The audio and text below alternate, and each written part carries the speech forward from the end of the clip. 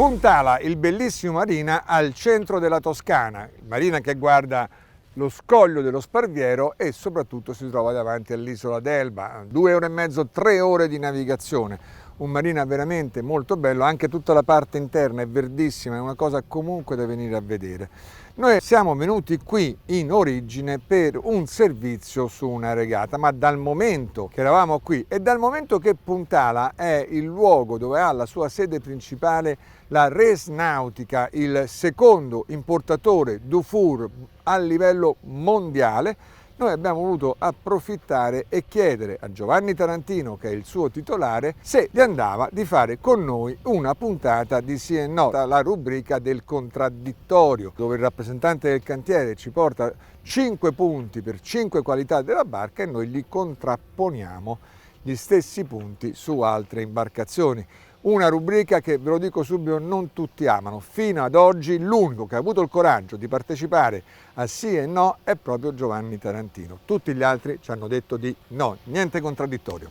Per cui invitiamo Giovanni Tarantino, eccolo qua. Ciao Giovanni. Ciao Maurizio, buongiorno. Giovanni, grazie mille, perché voi dovete sapere che Giovanni è stato avvertito ieri sera, per cui nella serata è riuscito a organizzare tutto quello che ci serve per fare questa puntata.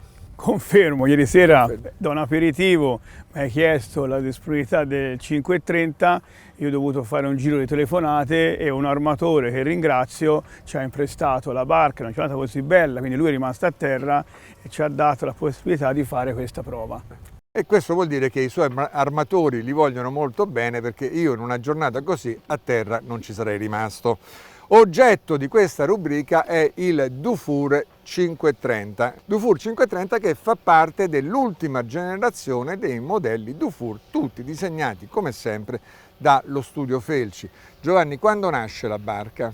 La barca l'abbiamo presentata a Düsseldorf di 3 anni fa, poi per varie ragioni l'abbiamo potuta soltanto far vedere a Cannes e Genova dello scorso anno. Per cui arriva sul mercato appena prima dell'emergenza sanitaria, ma proprio per questa ne scompare per 2 anni, perché saloni, tranne quello di Genova, non ci sono stati, e ora siamo in grado di farvela vedere e discuterla insieme a Giovanni. Giovanni, vogliamo cominciare?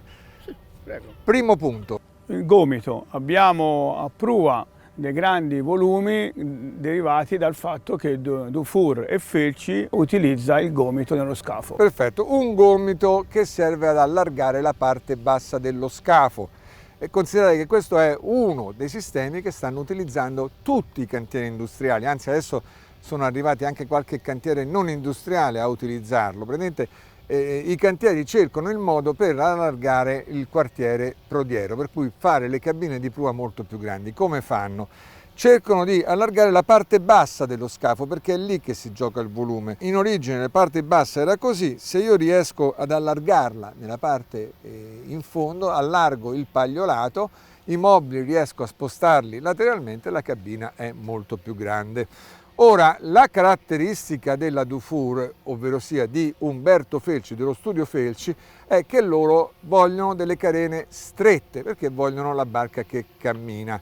E lo vediamo perché infatti tutte le loro carene portano il monopala, non hanno bisogno di avere il bipala come timone, portano il monopala proprio perché sono carene strette. Per cui loro con il gomito hanno trovato il sistema di avere sotto una carena stretta, poi quando la carena esce dall'acqua, gomito, sale su praticamente dritta, e questo fa sì che la parte sotto si sia allargata. Ma questo sistema però viene utilizzato ad esempio anche sull'Oceanis 51.1 che esce nel 2017 ed è il primo modello della nuova generazione delle barche Beneteau.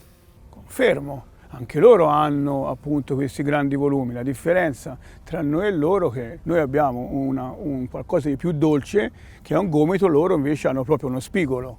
È vero, loro hanno proprio un redan, cioè nella zona del mascone questo spigolo diventa veramente netto, ma non solo, tra lo spigolo e la carena c'è una superficie piatta.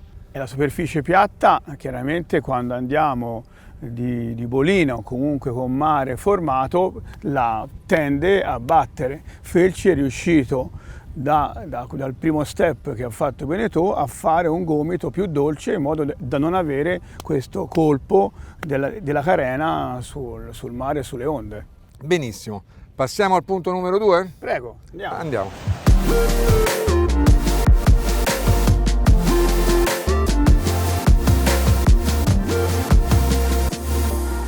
Dal momento che tu mi hai portato in questa zona della barca, io suppongo che il punto numero 2 abbia a che fare con il Boma. Confermo. Prima però di parlare del punto numero 2, io avrei piacere se tu ci parlassi del piano velico della barca, che ci aiuta a conoscere un pochino meglio il Dufour 530. Il 530 Dufour nasce nella versione crociera con una randa di 65 metri quadrati e tutti i nuovi Dufour da anni nascono con l'autovirante. Nel caso dell'autovirante il fiocco è un 45 metri, se il cliente vuole un più performance può mettere le rotaie del Genova come accessorio e salire a 60 metri quadrati di Genova. Per cui circa un 40% in più, quindi si arriva a 125. Altrimenti, se il cliente vuole ancora più performance, si può avere un albero più lungo di circa 80-90 cm e il Boma ancora più lungo. Per cui molta superficie quadrata in più. Perfetto, ottimo, e questo ci dà un'idea del piano velico. Partiamo allora al punto numero 2.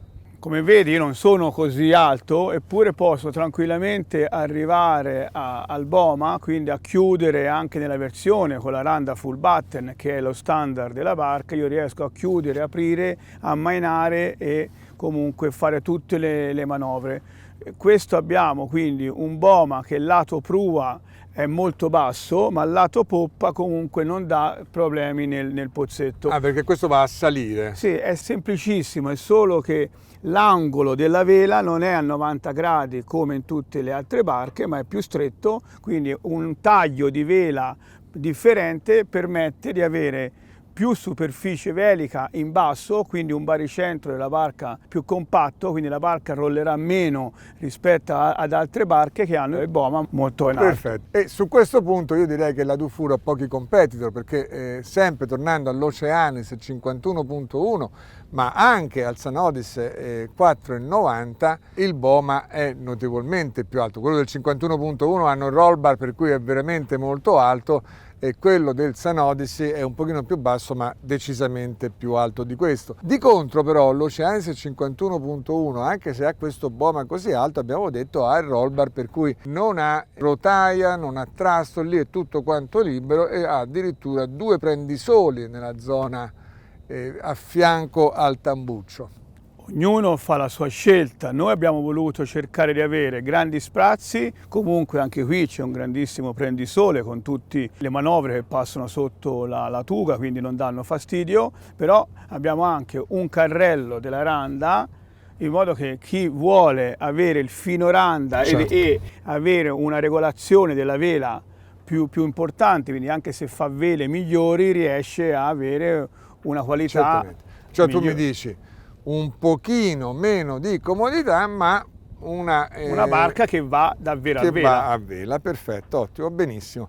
Vogliamo andare al punto numero 3? Prego. Andiamo.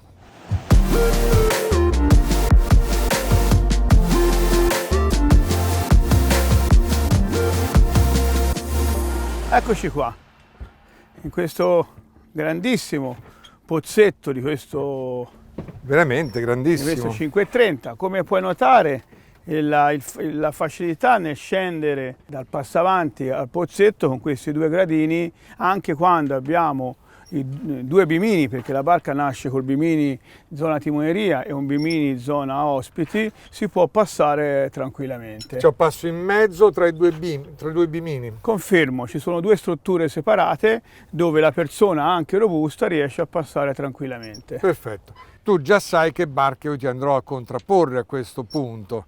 Il Sanodis 4,90, che indubbiamente è una barca più piccola di questa, quello è un 49, questo è un 53, perciò c'è una bella differenza, ma il concetto però è valido.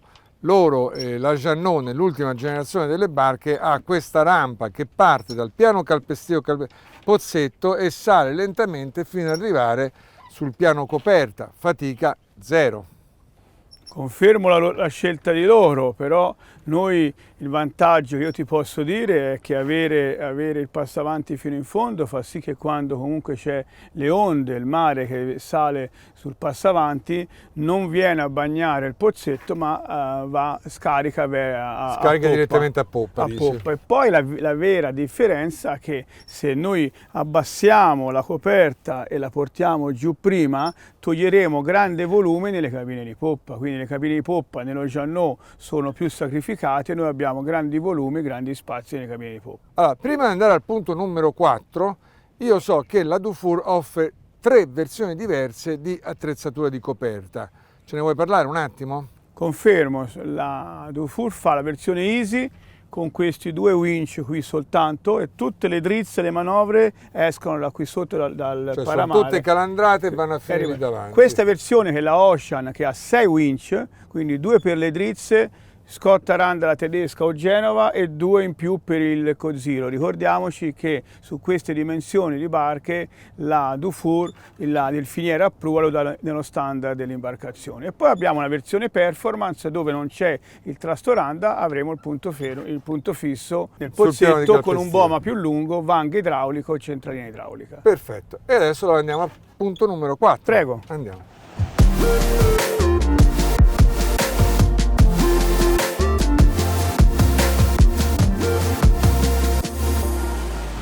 Punto numero 4.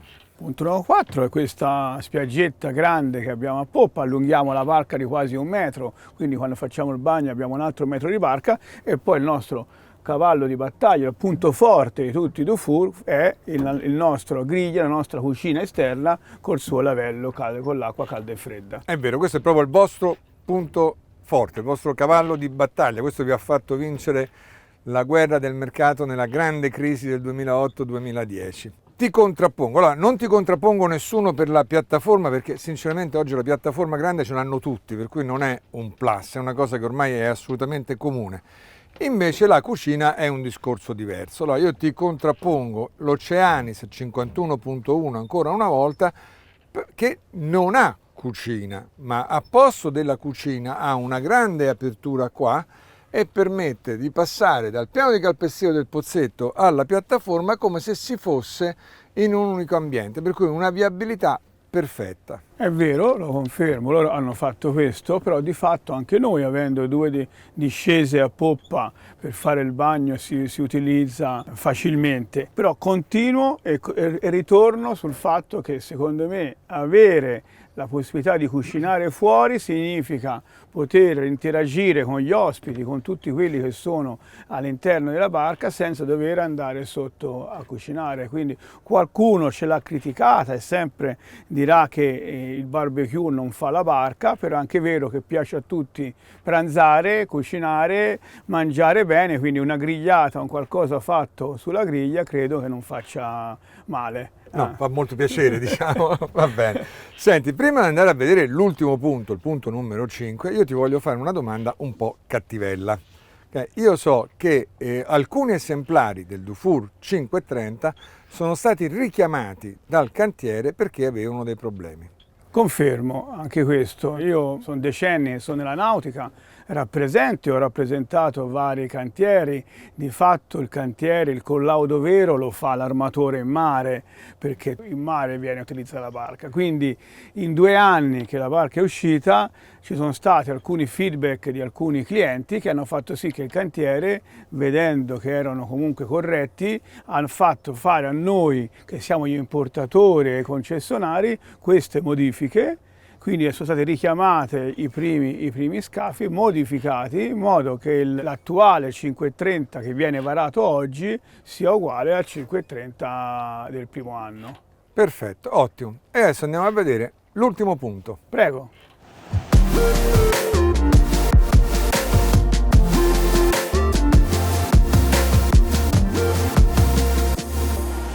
Ultimo punto. La dinette e la cucina. Questa cucina nostra trasversale molto grande per tutto il baglio massimo della barca, ottima anche quando siamo in rada perché è il punto più fermo della barca. Veramente, questo è vero, è veramente originale perché ce l'avete soltanto voi.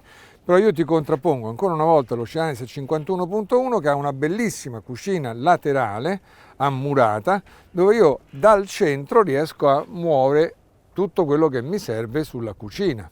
Confermo, loro hanno fatto questa scelta, però chiaramente se mi metti la cucina laterale, loro hanno i bagni un po' più stretti, cosa invece noi abbiamo due bellissimi bagni con le docce separate. Perfetto, ottimo, benissimo, hai ragione, la cucina comunque è un punto molto originale. Senti, prima di concludere, io approfitterei per chiederti invece qualche notizia sulle diverse versioni degli interni di questa barca. Allora, partiamo innanzitutto da due tipi di essenza di legno, il Tech che è un po' più scuro chiamato Boston e l'interno Europa che è un interno più chiaro chiamato Europa. La barca nasce con una versione 3 cabine e 3 bagni, si può avere una versione anche con la cabina Pullman a poppa, poi si può avere addirittura fino a 6 cabine nella versione charter, quindi 2 cabine a prua, perché ricordiamoci questo grande volume del punto 1 fa sì che 2 cabine a prua sono generose con i rispettivi bagni, 2 cabine Pullman lato destro e 2 cabine a poppa, in più la cabina skipper come settima cabina. Ah, addirittura settima cabina Sì, fa la cabina skipper. Perfetto, ottimo, benissimo. E con questo noi concludiamo questa puntata di Sì e No.